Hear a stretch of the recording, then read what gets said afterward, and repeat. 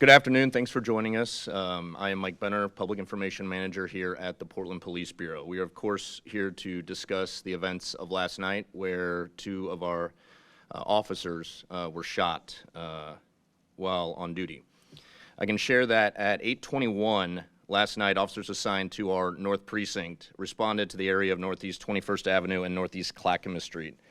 The caller, who contacted 911, reported that a man he did not know had threatened him with a knife. Officers arrived and located the suspect on Northeast Clackamas Street between Northeast 16th Avenue and Northeast 17th Avenue. Sometime during this encounter, the suspect fired shots at the officers, striking both of them. The officers were transported to the hospital by ambulance. I can share that one officer sustained 2 gunshot wounds and the other sustained 1.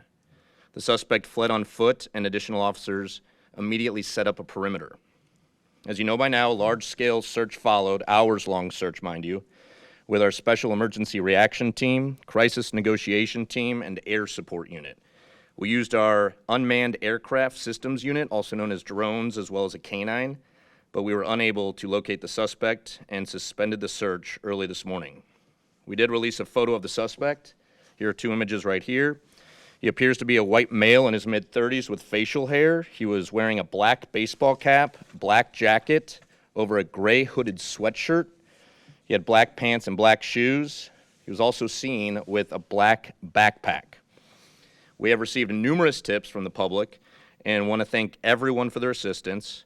If you live in this area, we ask that you check your security cameras if you have not been contacted by police yet.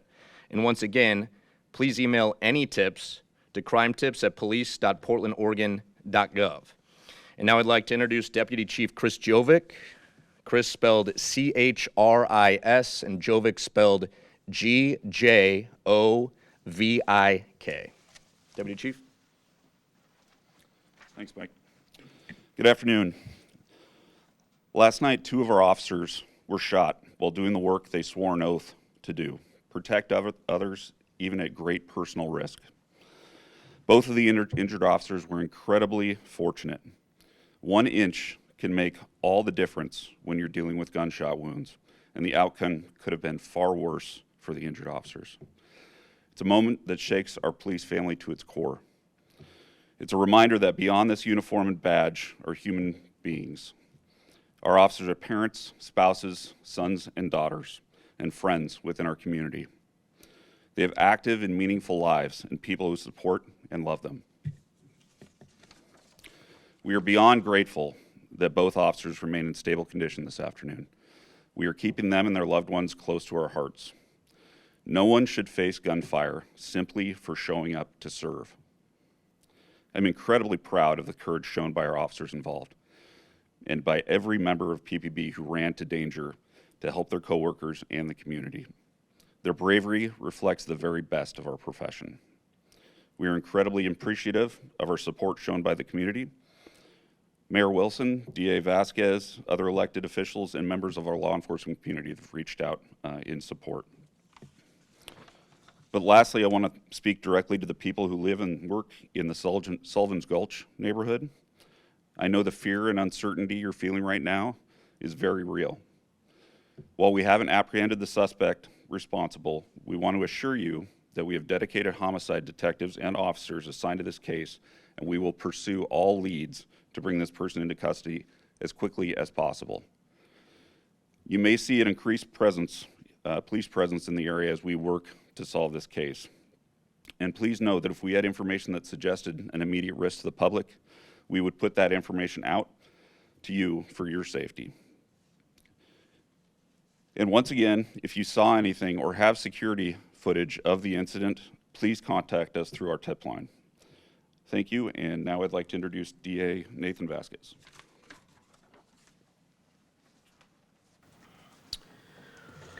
Well, thank you for coming today. And first, I want to say that my thoughts are first and foremost with the 2 officers who were shot in the line of duty.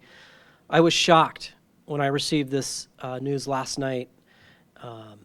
And I can tell you that my wife and I are so grateful that they survived and that they're on the path to recovery. The outcome is truly a testament to their strength, their teamwork to take care of fellow officers, and really the life-saving effort that was put forward. This is a horrific reminder of the dangers that they face. These officers put themselves in harm's way to protect our community, our families. And what happened to them? This was a serious act of violence that will be treated with the utmost gravity. And I'll tell you that an attack on law enforcement is an attack on the safety of this community.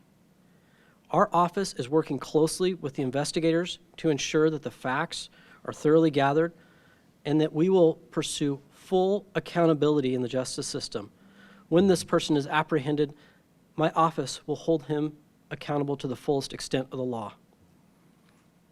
To the officers and their families, you have my full support and the full support of my office. We will stand with you, and we are committed to seeing this person held accountable. Thank you. Thank you, DA Vasquez.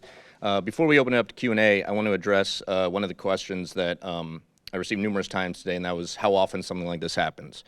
I can tell you that the last time PPB had an officer shot and injured in the line of duty was August of 2021. And the last time we lost an officer to gunfire in the line of duty was January of 1998. One of the follow-up questions I've been receiving is how often do our officers come under fire and have deadly force used against them?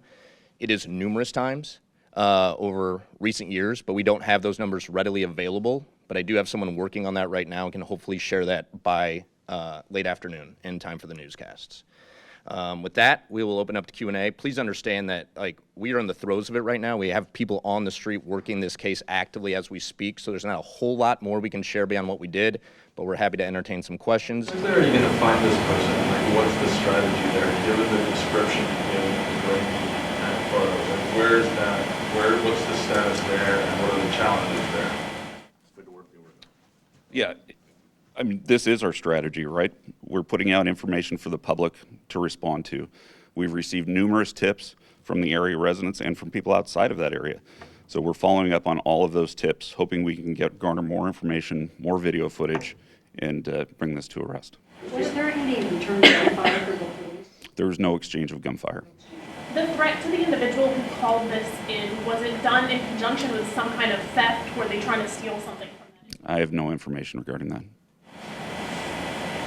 Are you able to go more into the officer's specific condition and also where they were shot, specifics of the injury? No, I'm not going to share that. They're crime victims at this point, and we're treating them as such.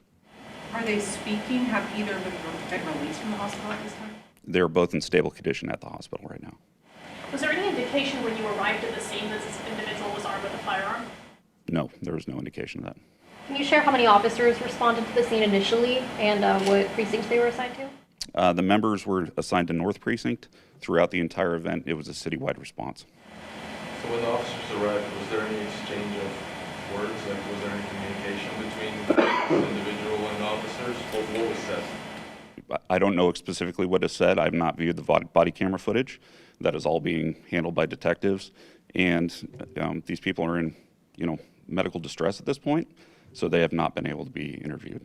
Last night, Chief Day said that the gunfire happened pretty immediately after they made contact with this suspect. Do you know how much time lapsed between when they made contact with him? I don't have an exact time. I'm sorry. Obviously, this is body camera stills, right? Mm-hmm. How essential is body camera in this investigation right now? It's somewhat new to the department. Yeah, over the last year and a half, we've had our body cameras, and this is going to be incredibly important to closing this case. Surveillance from the area? We're taking in all tips right now, and we're following up on all of them. I don't have a specific number of surveillance cameras that we have. Yeah. Do you plan to release the video as well so that folks can get a better idea of who the suspect may be? Yeah, this is an interesting case, right? These are two police officers that are victims of a very heinous crime, right? So we have to respect their privacy as well. So I imagine we will distribute the body cam footage when it's appropriate to do so. Are we still calling the suspect armed and dangerous? And if so, are there any messages to the people in that community? I spoke with people today that said they're still feeling fearful. So yeah, I think I'll refer back to my previous statement that, yeah, I mean, there's no reason to think that this person doesn't still have a gun or a knife, right? If we have any specific articulable information that shows a risk to the public, we will get that information out as soon as we have it. Last question, please.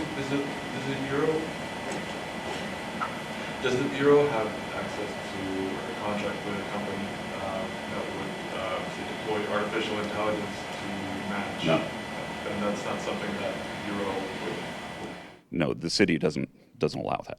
Is the search still just in that Lloyd District, Gulch area, or are you working with other agencies in other counties? We are taking in every lead that we possibly can and following up on each of those leads wherever they may be. You said that this shook your bureau to its core. What are you guys doing to support your officers at this time? You know, we have a very robust wellness program, an EAP program. They're working overtime to take care of our folks. I mean, this is obviously a very shocking incident for all of us.